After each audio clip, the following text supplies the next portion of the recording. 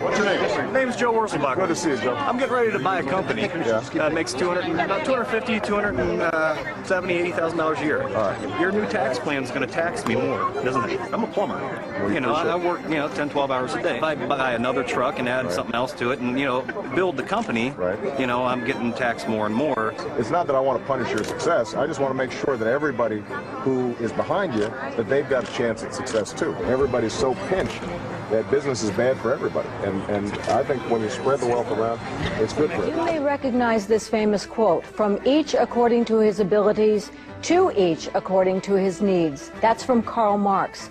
How is Senator Obama not being a Marxist if he intends to spread the wealth around? Are you joking? Is this a joke? No.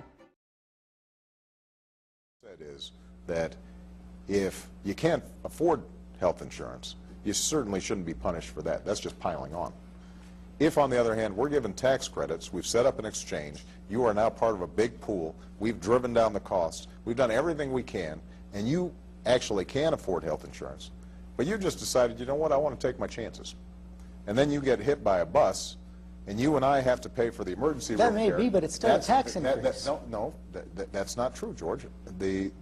For us to say that you've got to take a responsibility to get health insurance is absolutely not a tax increase. What it's saying is that we're not going to have other people carrying your burdens for you, any more than the fact that right now everybody in America just about has to get auto insurance.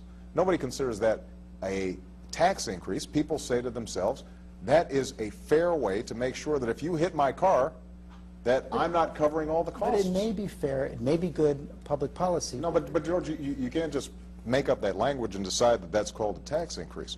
If I say that right now your premiums are going to be going up by 5 or 8 or 10% next year, and you say, well, that's not a tax increase. But on the other hand, if I say that I don't want to have to pay for you not carrying coverage even after I give you tax credits that make it affordable, then... I don't think I'm making it up. Merriam-Webster's dictionary.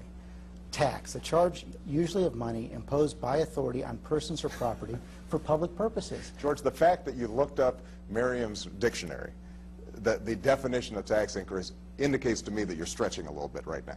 Otherwise, you wouldn't have gone to the dictionary to check on the definition. Well, no. I mean, if what you're saying is... I wanted to check for myself, but your critics say it is a tax increase. My critics say everything's a tax increase. My critics say that I'm taking over every sector of the economy. You know that.